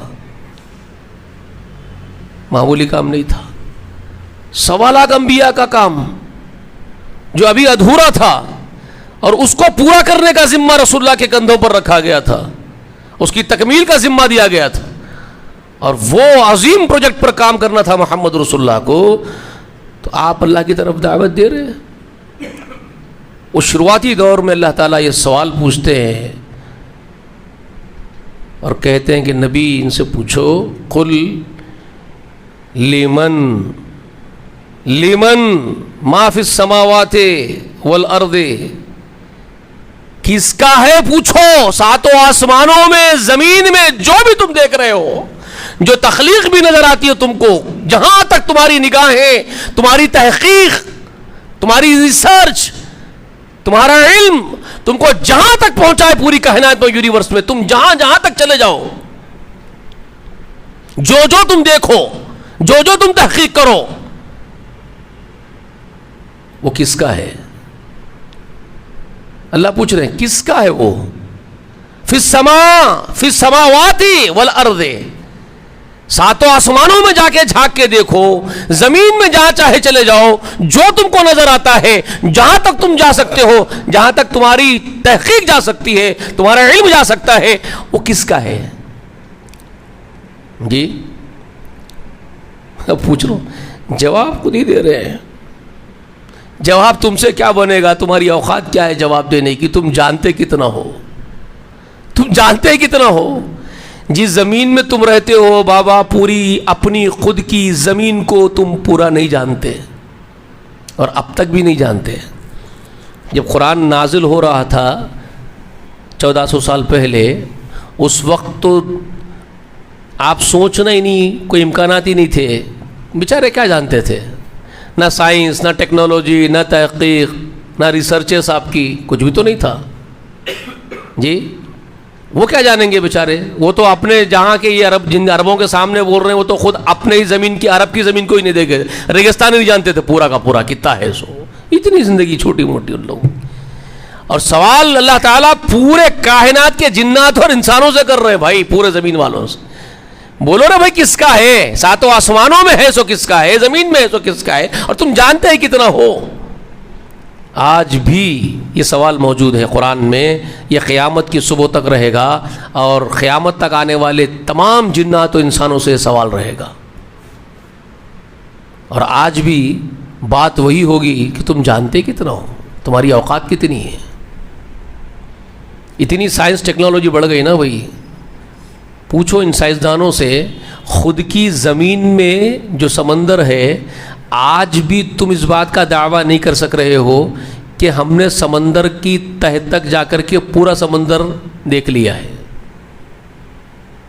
اب بھی اتنی تحقیق کے باوجود, اتنی بڑی سائنس ٹیکنالوجی کے باوجود, تم جا کے چاند میں گھس رہے ہو, منگل میں گھس رہے ہو, یہاں وہاں جا رہے ہو, خود کی زمین کے ڈیپ سی کہتے ہیں جس کو تم, آج بھی ڈیپ سی کے اندر آپ خود کہہ رہے ہیں کہ ہماری ساری تحقیقات جو سمندر پر ہم نے کی ہے, اب تک کی 5% بھی نہیں ہوئی. آپ خود کہہ رہے ہیں, سائنس خود کہہ رہے ہیں کہ 5% بھی اب تک ریسرچ نہیں ہو پائی سمندر کی پوری, اور 95% تو سمندر ابھی تمہارا باقی ہے. جی کہاں جا سکتے ہو تم؟ کتنی دور جا سکتے ہو؟ دوڑ کہاں تک ہے تمہاری؟ اور یہ سب اس کا ہے, یہ سب اس کا بنایا ہوا ہے, اس کا کریشن ہے یہ پورا یونیورس. تم اس کے بارے میں کیا ڈسکس کر رہے ہو؟ اس کے بارے میں خود اپنی عقل کا ڈسکس کر رہے ہو, اپنی عقل سے سمجھنا چاہتے ہو اس کو, اور خیاس آ رہا ہے یہ کر رہے ہو کہ کوئی بھگوان نہیں ہے, کوئی خدا نہیں ہے, کوئی ایشور نہیں ہے, کوئی پرماتما نہیں ہے, سب نیچر چائننگ, سب چائن ہے, سب گیئر سسٹم ہے, سب مشنری سسٹم ہے, سب چل رہا ہے اپنے آپ. تمہارا باوا چلا رہا تھا پیدا ہو کے. کائنات کا پیدا کرنے والا پرماتما ہی نہ ہو, ایشور ہی نہ ہو, اللہ ہی نہ ہو, پھر کائنات چلا کون رہا ہے؟ کس کے حکم سے یہ سب کچھ بنا؟ کس کے حکم سے سب کچھ قائم ہے؟ کس کے حکم سے ہر چیز اپنا اپنا کام انجام دے رہی ہے, اور پوری صلاحیت کے ساتھ, اتنا یونیفارم کے ساتھ, پوری صلاحیت کے ساتھ کس نے لگایا ان کو کام پہ؟ ایسا ہی کچھ بھی ہو گیا تو ایسا ہی کچھ بھی ہوتا رہتا تھا کائنات میں. سورج صاحب یوں نکلے تھے, ابھی دن ہوا تھا, زمین صاحب یوں پلٹ جاتی واپس. پھر یہ ایگزیکٹلی ٹائم ٹیبل شیڈول پورا کا پورا پرفیکٹ کس نے بنایا بھائی؟ یہ کس کے حکم کے تابع ہے؟ اتنی غلامی کر رہے ہیں پورے ہر کوئی. عقل وقل ہے نہیں, بڑی بڑی بات تعلیمات حاصل کر کے بیٹھ گئے. وہ کس بات کی, کس کام کی تعلیم ہے وہ جو خود جہالت پہ اتارا ہے آپ کو, اتار لیا ہے آپ کو. جی سوچو. تو ایک سوال یہاں پر پوچھو میرے نبی، دنیا والوں سے پوچھو، جنات و انسانوں سے پوچھو، ساتوں آسمانوں میں زمین میں کس کا ہے یہ سب کچھ؟ قل، کہو للہ، قل للہ، کہو سب اللہ کا ہے، سب کچھ اللہ کا ہے۔ یہی ہے وہ حقیقت، یہی ہے وہ بات اللہ کے غلاموں کو دوسروں تک پہنچانی ہے۔ یہی کام اللہ تعالیٰ نے سوالات انبیاء کے سپرد کیا تھا، اور یہی کام جو ادھورا رہ گیا محمد رسول اللہ کے ذریعے اس کو تکمیل تک پہنچایا۔ قل، میرے نبی کہہ دے للہ، سب اللہ کا ہے۔ یہ کہنے کے لیے ہی سوالات انبیاء کو بھیجا، یہی بات کہنے کے لیے محمد رسول اللہ کو منتخب کیا۔ یہی ہے بیس اور بنیاد سچائی کی اور حقیقت کی۔ ساری حقیقت اس بیس پر رکھی ہوئی ہے، اس بنیاد پر رکھی ہوئی ہے۔ This is the actual reality of universe. سمجھ رہے ہیں آپ؟ اس ایکچوئل ریالٹی جو آف یونیورس ہے اس کو ہی لوگوں تک پہنچانا ہے۔ یہ اللہ کے غلاموں کے سپرد کیا گیا ہے کام۔ آپ کو خود کے وجود کو اس کا غلام بنا کے رکھنا ہے، اس کائنات کے پرماتما کا، اور اپنے اہل و عیال کو اس کا غلام بنانا ہے، عزیز و اقارب کو اس کے سامنے لا کے جھکانا ہے، کوشش کرنی ہے، سعی کرنی ہے اس بات کے لیے، اور جہاں والوں کو اس کی ترغیب دینی ہے۔ یہی کام آپ کو کرنا ہے۔ یہی کام سوالات انبیاء نے کیا، اور یہی کام محمد رسول اللہ نے کیا۔ یہی کام اللہ کے غلاموں کو کرنا چاہیے۔ سمجھ میں آ رہی ہے بات بیٹے؟ ہاں، یہی ہے بنیادی کام جس کے لیے اللہ تعالیٰ نے انبیاء کو بھیجا اور اللہ والوں کو کھڑا کیا۔ اور پھر اللہ تعالیٰ کیا فرماتے؟ قل للہ، کہہ دے میرے نبی یہ سب اللہ کا ہے۔ اور اس کے بعد ایک بہت بڑی بات اللہ نے بیان کی ہے، بہت بڑی بات، بہت اہم ترین بات اللہ نے بیان کی ہے۔ کتب علی نفسہ الرحمۃ، کتب علی نفسہ رحمہ۔ نبی بتا دو، پورے یونیورس کے لوگوں کو بتا دو، تمام جناتوں کو، تمام انسانوں کو بول دو کہ یہ سارا سنسار اسی کا ہے، ساتوں آسمانوں میں، زمین میں جو ہے اسی کا پیدا کردہ، اسی کی ملکیت، اسی کی اون پراپرٹی ہے، اسی کی جاگیر ہے، اسی کی ملکیت ہے۔ یہ کہہ دو یہ سب اللہ کا ہے۔ اور وہ اللہ کون ہے جانتے ہیں؟ وہ اللہ وہ ہے جس نے اپنے ذات کے لیے، اپنی جان پر، اپنے نفس کے لیے اس نے یہ بات لکھ لی ہے، یہ بات اس نے طے کر لی ہے کہ میں صرف رحم کروں گا۔ اللہ اکبر۔ کتب علی نفسہ الرحمۃ۔ ایک حدیث ہے، جب اللہ ساتوں آسمان، زمین اور جو کچھ ہے کائنات میں، ان سب کو جب پیدا کر چکا، اللہ تعالیٰ جب سب کچھ پیدا کر چکا، رسول اللہ صلی اللہ علیہ وسلم فرماتے ہیں سب کچھ پیدا کر چکا، تو اپنی کتاب میں لکھ دیا، جو کتاب اس کے عرش پر موجود ہے۔ اللہ کے رسول فرما رہے ہیں، رسول اللہ فرما رہے ہیں، اس کے عرش پر، اس کے یہاں عندہ جو اس کے پاس کتاب ہے، اس کتاب میں اس نے یہ بات لکھ دی اس پروردگار نے کہ میری رحمت میرے غضب پر غالب آ گئی۔ کیا لکھا اللہ نے؟ میری رحمت میرے ہی غضب پر غلبہ پا گئی ہے، یعنی میرا غضب جو تھا، غصہ، جو قہاریت تھی، اس پر میری رحمت نے قبضہ کر لیا، میری ہی رحمت نے اس پر وہ حاوی ہو گئی ہے۔ اب میں رحم کو ہی اپنانا چاہتا ہوں، رحم ہی رحم، کرم ہی کرم، رحم ہی رحم کرنا چاہتا ہوں۔ کتب علی نفسہ الرحمۃ۔ اللہ کی قسم، یہ ایک آیت اتنا بڑا دلاسا دیتی ہے، سب قصوروں کے باوجود ایک امید جگاتی ہے، بے تحاشا نافرمانیوں کے باوجود، گناہوں کے باوجود ہمارے اندر ایک امنگیں پیدا کرتی ہے، امیدیں پیدا کرتی ہے کہ جس رب رحمان نے اپنے نفس کے لیے رحمت کو ہی لکھ لیا ہے، اس سے نا امیدی کس بات کی، اس سے بخشش کی نا امیدی کس بات کی بھائی؟ وہ انشاءاللہ ضرور ہی ضرور رحم کر کے معاف کرے گا۔ یہ امیدوں کو جگاتی ہے۔ اس لیے رسول اللہ نے بھی وہ بات کہی اپنی امت کو، اس سے نا امید مت ہو جانا، کس بات کی اس سے نا امیدی؟ جس نے اپنے کتاب میں یہ لکھ ہی دیا ہو عرش پر کہ میری رحمت نے میری غضب پر غلبہ پا لیا ہے۔ سمجھ میں آ رہی ہے بات؟ معمولی چھوٹی بات نہیں ہے اگر آپ سمجھ پا رہے ہیں اس کے ڈیپتھ کو۔ اگر آپ اس کے ڈیپتھ کو سمجھ پا رہے ہیں تو یہ بہت گہری، زمین میں جو سمندر ہے وہ کچھ بھی نہیں اس کے مقابلے میں، کائنات میں سب سے ڈیپتھ بات ہے، یہ بہت بڑی بات ہے۔ یہ اس کائنات کے خلاق نے جب اعلان کر دیا کہ میں نے اپنی نفس پر رحمت لکھ لی ہے، تو اب بتائیے ہمارے لیے کیا ہونا چاہیے؟ ہمیں کیسی امیدیں اس سے وابستہ رکھنی چاہیے؟ نا امیدی اسی لیے کہتے ہیں علماء سلف خلف، کفر ہے نا امیدی۔ نا امیدی کفر ہے اس ذات سے، لیکن ڈھٹائی بھی نہیں، درمیان میں ایمان ہے۔ جیسے آج کل لوگ یہ کہہ رہے ہیں کہ ڈھٹ ہو گئے ہیں، رب تو رحمان ہے ہی تو کرتے جاؤ گناہ۔ یہ شیطان کا دھوکہ اور فریب ہے اور نفس کی چال بازیاں ہیں۔ آپ کا نفس کا دھوکہ ہے اور شیطان کی چال بازیاں ہیں۔ آپ کا نفس آپ کو دھوکہ دے رہا ہے، اور وہ بڑا دھوکے دینے والا دھوکے باز یہ چال چل رہا ہے آپ کے ساتھ، عیاری ہے اس کی، یہ آپ کو ورگلا رہا ہے کہ تمہارا رب تو رحمان ہے ہی، کرتے جاؤ گناہ، سب نافرمانیاں کرتے جاؤ، لوگوں کا مال کھینچ کے کھا لو، ڈبا لو، کھا لو، باپ کا مال ہے۔ اللہ کا غلام ایسے نہیں ہوتے، وہ اٹھتے بیٹھتے اپنے رب سے ڈرتے ہیں، کانپتے ہیں، ان کے اندر خشیت ہوتی ہے۔ جو رب کو جانتے ہیں وہ رب سے ڈرتے ہیں، جو رب کو جانتے ہی نہیں وہ گدھے ہیں، وہ نڈر ہوتے ہیں۔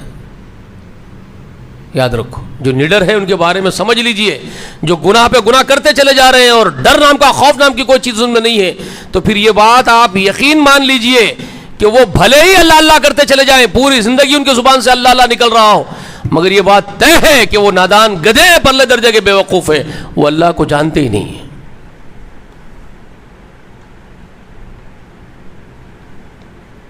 جو جانتے ہیں وہ ڈرتے ہیں، اور جو ڈرتے ہیں وہ بہت بڑا اجر پاتے ہیں۔ لمن خاف مقام ربہ جنتان، کیا کہتا اللہ قرآن میں؟ لمن خاف مقام ربہ جنتان، جو ڈرتا ہے اپنے رب کے حضور کھڑے ہونے سے، اس کے لیے دو جنتیں دی گئی، دوہری جنتیں اس کے لیے، اس کو انعام ہی انعام ہے۔ ان الذین یخشون ربهم بالغیب لہم مغفرۃ واجر کبیر، سورہ ملک میں یقیناً جو لوگ اپنے رب سے خشیت رکھتے ہیں، بن دیکھے اپنے رب سے ڈرتے ہیں، ان کے لیے مغفرت اور بہت بڑا اجر ہے۔ یہ انعامات اپنے اللہ تعالیٰ کے ان ڈرنے والے بندوں کے لیے، نڈر بکروں کے لیے نہیں، یہ سمجھ لیجئے۔ تو یہاں ایک بہت بڑی بشارت دینے کے بعد اللہ فرماتا ہے لَيَجْمَعَنَّكُمْ إِلَى يَوْمِ الْقِيَامَةِ لَا رَيْبَ فِيهِ، یہ وہ ڈر ابھی جس کا میں نے ابھی ذکر کیا نا آپ کے سامنے، خوف، اسے ڈراتے ہیں، یہ خوشخبری دیتے ہیں کہ اس نے اپنے اوپر رحمت کو لکھ لیا ہے، وہ بہت بڑا رحم کرنے والا تو ہے، مگر یہ بات مت بھولو، کیا؟ لَيَجْمَعَنَّكُمْ، وہ تم کو جمع کرے گا، کہاں؟ الی یوم القیامت، قیامت کی طرف تم کو جمع کرے گا۔ کھڑے ہونے کا ایک دن اس نے طے کیا ہے، یوم یقوم الروح والملائکہ لا یتکلمون، اس دن سے ڈرو جس دن تمام روحیں، تمام فرشتے صفوں میں بادب کھڑے ہو جائیں گے، ہیبت کا یہ عالم ہوگا، کسی کی زبان نہیں ہل سکے گی ہیبت سے، الا من اذن له الرحمن، جس کو رحمان اجازت دے وہی بات کرے گا، وہ دن ہے۔ تو یہ بات فرمائی لَيَجْمَعَنَّكُمْ إِلَى يَوْمِ الْقِيَامَةِ لَا رَيْبَ فِيهَا، وہ تم کو جمع کرے گا اس دن جس دن کے آنے میں کوئی شبہ نہیں ہے۔ الَّذِينَ خَسِرُوا أَنفُسَهُمْ فَهُمْ لَا يُؤْمِنُونَ، جو ایمان نہیں لا رہے ہیں وہ اپنے نفس کا بہت بڑا نقصان کر رہے ہیں، جو میری ان آیات کو نہیں مان رہے ہیں، جو ایمان نہیں لائے ہیں، بہت بڑا نقصان اٹھائیں گے وہ لوگ جو ایمان نہیں لائیں گے، جو نہیں لا رہے ایمان، جو نہیں لاتے ایمان۔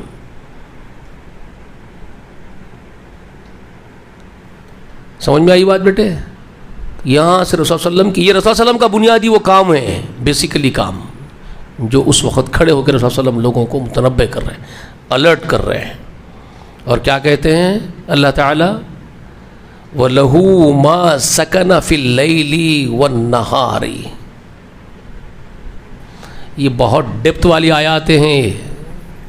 نہیں بھائی کیا فرما رہے ہیں جانتے ہیں؟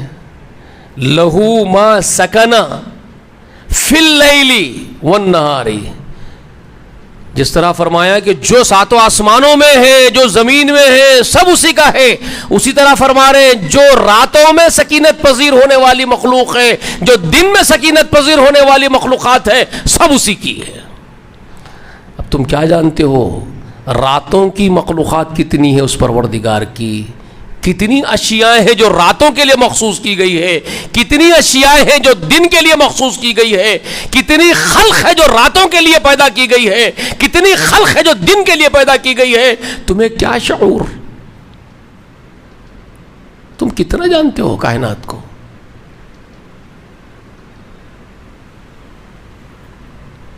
اسی ہماری، یہ تو کائنات کی بات چھوڑ دیجئے، کائنات میں کہاں کہاں کون کون سی راتیں ہیں اس کا بھی آپ کو علم نہیں معلوم۔ آپ کو ارے آپ کی زمین کی راتیں نہیں جانتے، آپ زمین کی راتوں کا علم نہیں آپ کو؟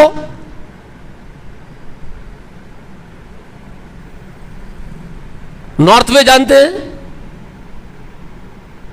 کہاں ہے؟ اپر دی ورلڈ، زمین کے سب سے اوپری حصے پر جو نارتھ وے ہے، وہاں کی رات کتنی ہوتی جانتے؟ 6 مہینے کی رات اور 6 مہینے کا دن ہے اسی زمین پر، اسی زمین کی پشت پر جہاں آپ کے اور میرے جیسے یہی آدم کے بیٹے بیٹیاں زندگی گزار رہے ہیں۔ معلوم ہے آپ کو؟ اسی زمین پر 6 مہینے رات ہوتی ہے، 6 مہینے دن ہوتا ہے۔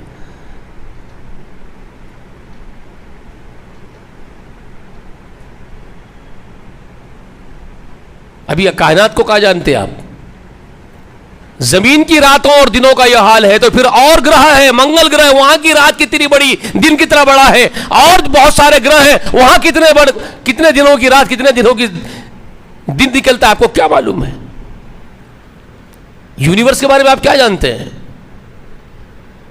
اور پھر وہ راتوں میں، زمین کی راتوں میں نکلنے والی اللہ کی خلق کو آپ نہیں جانتے ہیں۔ اللہ نے صرف اپنے غلاموں کو اتنا سکھا دیا بولنا، قل اعوذ برب الفلق من شر ما خلق ومن شر غاسق اذا وقب۔ میرے غلاموں تم صرف اتنا بولتے جاؤ، میں ہوں سب دیکھ لوں گا تمہارا، میں ہوں تمہارا سرپرست، تمہارا مولا میں، تمہارا کارساز میں سب نمٹ لوں گا، تم صرف میری پناہ میں آ جاؤ۔ یہ بولتے ہوئے آ جاؤ کہ پروردگار ہم اس اللہ، تیری پناہ، ایسے اللہ، ہم اس اللہ کی پناہ مانگتے ہیں جو ہر چیز کو شق کرنے والا ہے۔ اعوذ برب الفلق، فلق اس کو صرف صبح کا رب، شام کا رب، یہ ترجمے جو کر دیے نا، یہ مترجمین جو ترجمے کر دیے، یہ فٹ بیٹھنے والے نہیں ہیں۔ یہ رب الفلق سے صبح کا رب مراد نہیں ہے، صرف فلق کس کو کہتے جانتے ہیں؟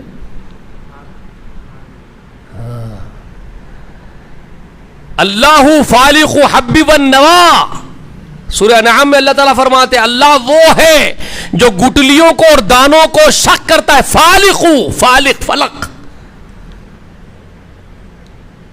شق کرنا اس کو کہتے ہیں پھاڑنا۔ کائنات کا پورا نظام اس نے شق پر رکھا ہے، شق۔ میرا حلق شق ہوا تو ہی میری آواز آپ تک پہنچ پا رہی ہے۔ میری آواز کو نکلنے کے لیے بھی شق کی ضرورت ہے۔ حلق پھٹے گا، شق ہوگا تو ہی باہر نکلے گا۔ کھانے کا نوالا کھا رہے ہو تو شق حلق ہوگا، نلیاں شق ہوگی، معدے کا راستہ شق ہوگا، غذا اندر جائے گی، زندہ رہو گے. شق نہ ہو تو کچھ نہ ہو. معدہ کھلنا بند کر دے تو مر جاؤ گے. وہ جو کھانا کھائے اس کو باہر نکلنے کے لیے نلیوں کو شق ہونا پڑے گا، وہ نہ نکلے تو مر جاؤ گے. بات سمجھ میں آ رہی ہے؟ آپ کے انفس میں، آپ کے وجود میں شق کا اتنا بڑا نظام روز مرہ ایک پل کام کر رہا ہے. ایک پل آپ کے رگوں میں خون دوڑ رہا ہے. رگ شق ہوگی تو خون دوڑے گا، رگیں شق نہ ہوگی ہارٹ فیل ہوگے مر جاؤ گے. دل کے وال شق نہ ہوں گے تو زبردستی کے والا بنا کے لے آگے فٹ کرو گے تم مصنوعی شق کر کے. سمجھ میں آ رہی ہے بات؟ تو رب الفلق، وہ رب جو شق کا نظام چلاتا ہے پوری کائنات میں، آپ کے وجود پہ آپ غور کر لیں گے شق کے اس نظام کو تو آپ کی عقلیں دنگ ہوگی، آپ پاگل ہو جائیں گے. آپ سجدے سے نہیں اٹھیں گے. آپ کیا بات اس نے کہی ہے؟ رب الفلق کیا ہے؟ آپ صرف صبح کا رب سمجھ رہے ہیں اس کو. جی رات کا اندھیرا شق ہوتا ہے تو صبح کا اجالا نکلتا ہے.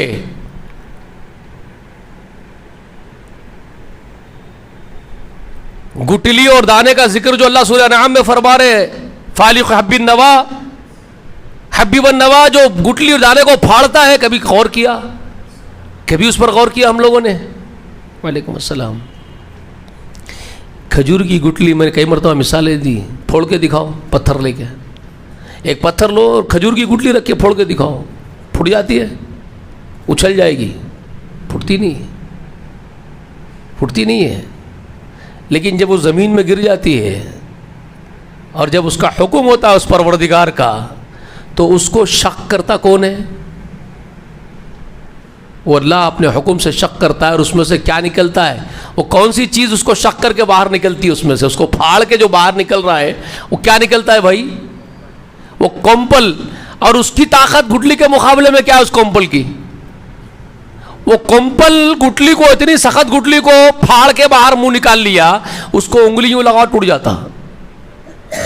اتنا نازک ہے اور اس نے اتنی سخت گٹلی کو پھاڑ کے وہ اپنا منہ نکالا ہے. کس کی قدرت اور کس کے احکام ہے یہ جو کائنات میں جاری ہے؟ یہ اللہ بتانا چاہتے ہیں آپ کو. وہ رب الفلق، قل اعوذ برب الفلق من شر ما خلق.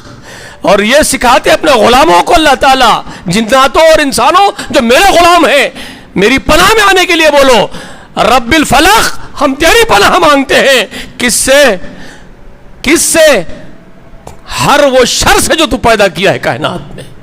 ما خلق، من شر ما خلق، جو بھی تو نے پیدا کیا ہے شر.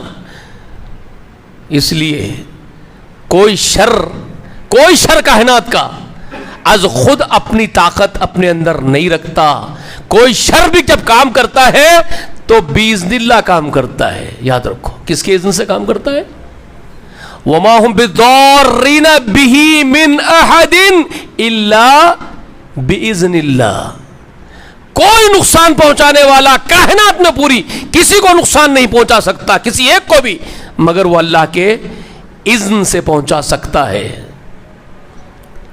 شیطان بھی، مردود شیطان بھی اگر مجھے اور آپ کو نقصان میں ڈال سکتا ہو تو اس کے لیے بھی اللہ کا اذن درکار ہے.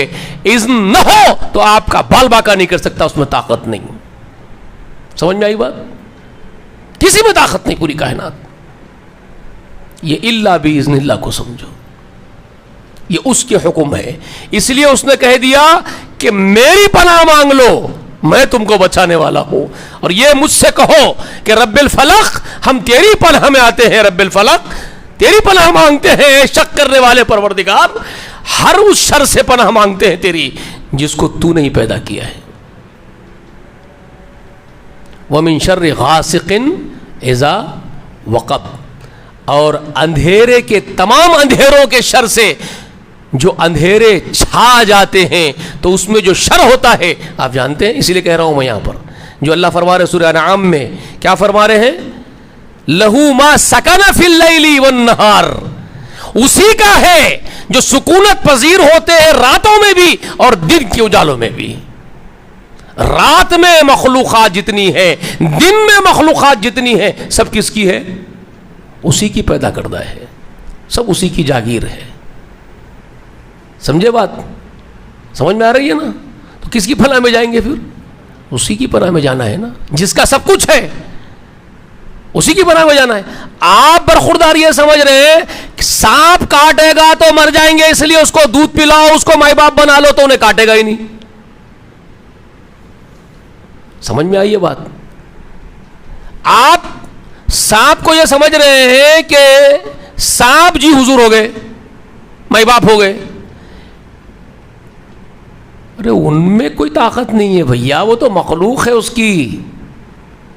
جس خالق نے، جس پرماتما نے اس کو پیدا کیا ہے، پوجا اس کی کرو، وہ تم کو اس سے بچائے گا. سمجھ میں آ رہی ہے بات؟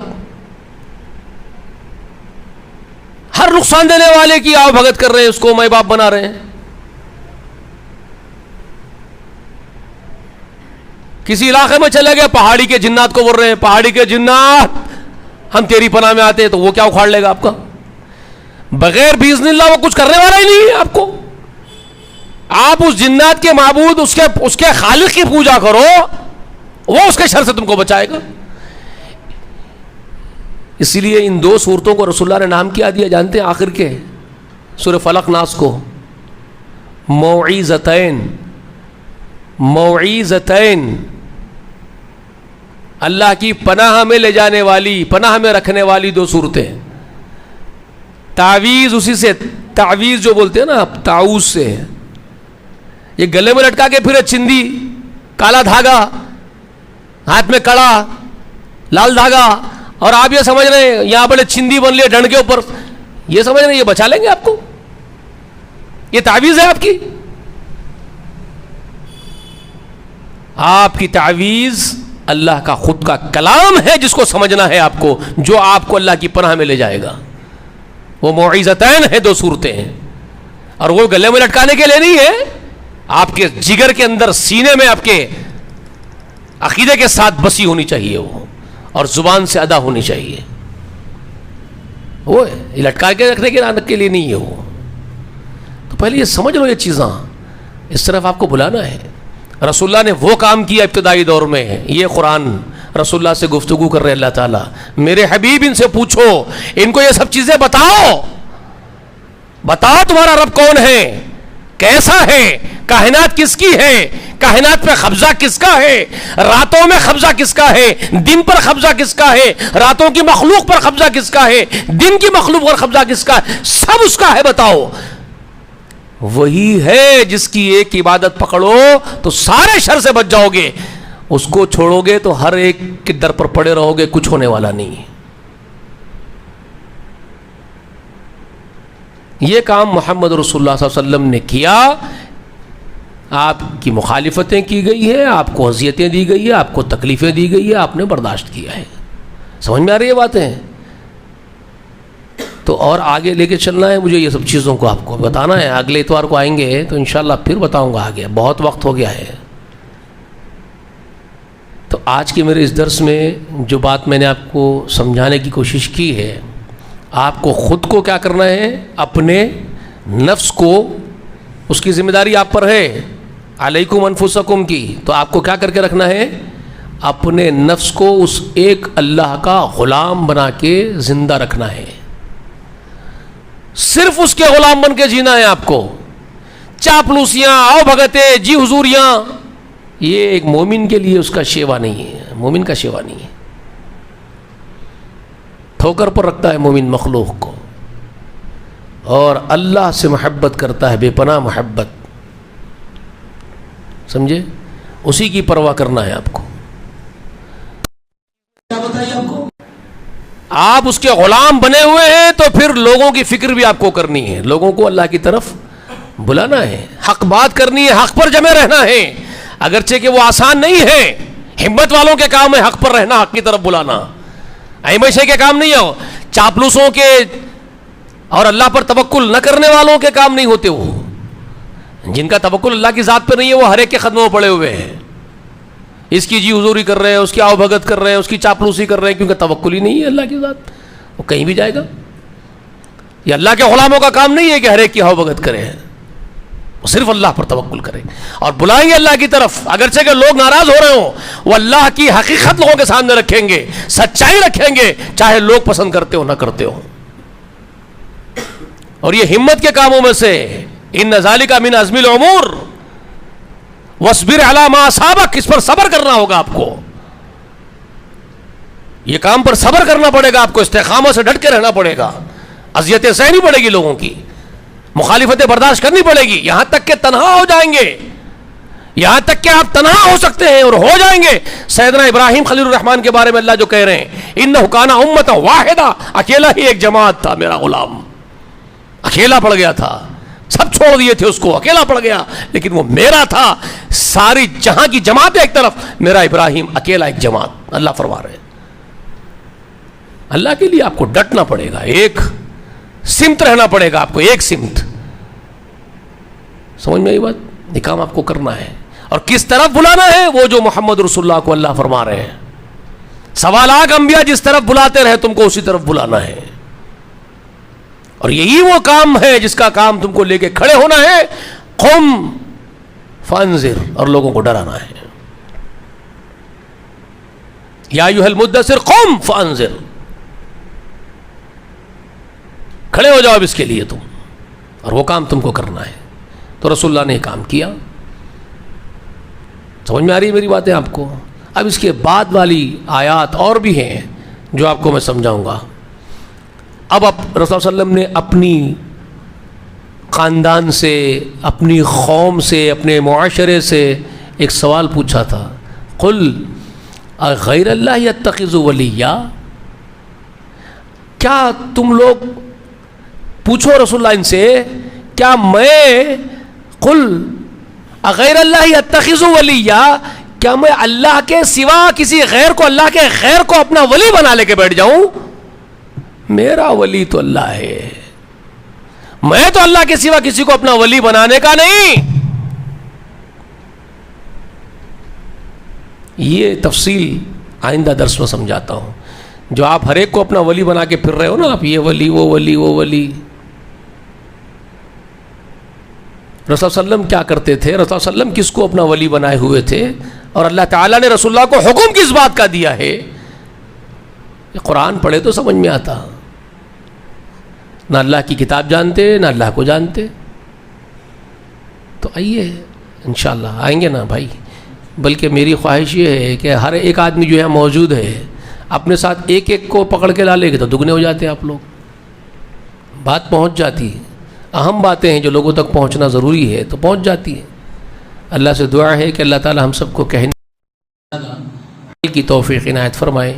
اللہ جب تک ہم کو اس دنیا میں زندہ رکھ، ایمان پر رکھ، ہمارا خاتمہ ہو تو بالخیر ہو، ایمان پر ہو، اور درود و سلام ہو تمام انبیاء و مرسلین اور مقرب ملائکہ پر اور تمام نیک اللہ کے بندوں پر، خصوصاً اللہ کی انگنت رحمتیں و برکتیں ہوں ہمارے آقا، ہمارے نبی، ہمارے سردار محمد رسول اللہ صلی اللہ علیہ وآلہ وسلم پر، ان کی آل پر، ان کی امت پر۔ اللہم صلی علی محمد وعلی آل محمد وبارک وسلم، وآخر دعوانا ان الحمد للہ رب العالمین۔ السلام علیکم۔